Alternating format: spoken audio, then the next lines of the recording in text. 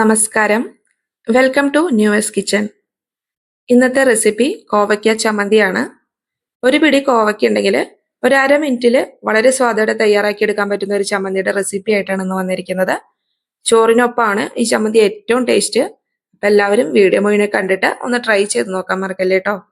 അപ്പോൾ പോകാം റെസിപ്പിയിലോട്ട്. ചമ്മന്തി തയ്യാറാക്കാനായിട്ട് 2 ടേബിൾ സ്പൂൺ വെളിച്ചെണ്ണ ഒഴിച്ച് ഒന്ന് ചൂടാക്കി എടുത്തിട്ടുണ്ട്. ഇതിലോട്ട് ഒരു 5 ചെറിയുള്ളി, 2 വെളുത്തുള്ളി, എരിവിനാവശ്യമായ ഒരു 6-7 പച്ചമുളക്, നിങ്ങളുടെ കയ്യിലുള്ള മുളകിന്റെ എരിവനുസരിച്ചിട്ട് വേണം ഇട്ട് കൊടുക്കാനായിട്ട്. ഇവയെല്ലാം ചെറുതീയിലൊന്ന് വഴറ്റിയെടുക്കാം. ഉള്ളിയൊക്കെ ഒന്ന് പകുതി വഴണ്ട് വരുന്ന സമയത്ത് ഇതിലോട്ട് ഒരു നെല്ലിക്ക വലുപ്പത്തിലുള്ള വാളംപുളി ചേർത്ത് കൊടുക്കാം. പുളി ചേർത്തിട്ട് ഇങ്ങനെ വഴറ്റിയെടുക്കുമ്പോൾ പുളി അല്പം സോഫ്റ്റ് ആയിട്ട് പുളിയുടെ പച്ചമണമൊക്കെ ഒന്ന് മാറിക്കിട്ടും.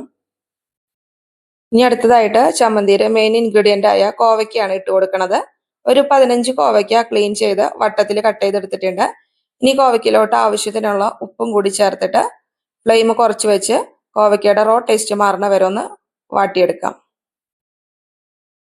കോവയ്ക്കൊക്കെ ഇവിടെ പാകത്തിന് വഴണ്ട് വന്നിട്ടുണ്ട്. ഇനി ഇതിലോട്ട് അവസാനമായിട്ട് നല്ലൊരു ഫ്ലേവറും ടേസ്റ്റും കിട്ടാനായിട്ട് 2-3 പിഞ്ചോ കായത്തിന്റെ പൊടി ചേർത്തിട്ട് ഒന്ന് ഇളക്കി ഒന്ന് യോജിപ്പിച്ചെടുക്കാം. അതിനുശേഷം ഫ്ലെയിം ഓഫ് ചെയ്ത് ചൂടാറിയതിനു ശേഷം ചമ്മന്തി അരച്ചെടുക്കാം.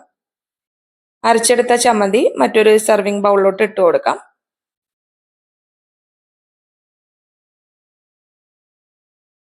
വളരെ പെട്ടെന്ന് തയ്യാറാക്കിയെടുക്കാൻ പറ്റുന്ന ഒരു കിടിലൻ ടേസ്റ്റി ആയിട്ടുള്ള കോവയ്ക്ക ചമ്മന്തി ഇവിടെ തയ്യാറായിട്ടുണ്ട്. ഒരു പിടി കോവയ്ക്ക ഉണ്ടെങ്കിൽ ഒരു കിണ്ണം ചോറുണ്ണാന്നുള്ളതാണ് ഈ ഒരു ചമ്മന്തിയുടെ ഹൈലൈറ്റ്. അപ്പൊ എല്ലാവരും ഇതുവരെ ട്രൈ ചെയ്ത് നോക്കിയിട്ടില്ലെങ്കിൽ മസ്റ്റ് ആയിട്ട് ട്രൈ ചെയ്ത് നോക്കിക്കോളൂ കേട്ടോ.